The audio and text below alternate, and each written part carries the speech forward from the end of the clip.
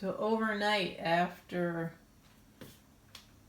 last night, the new pot was dripping water. It's still dripping water from the arm. Unbelievable.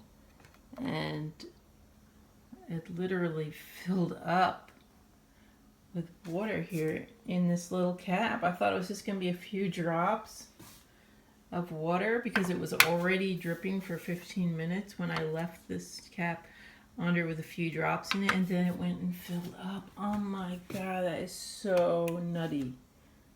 Yeah, I don't know how water can get from...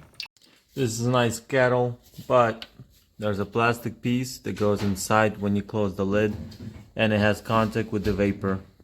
Also, there's a rubber gasket that goes around the lid. Also has contact with the water. So, not an ideal kettle.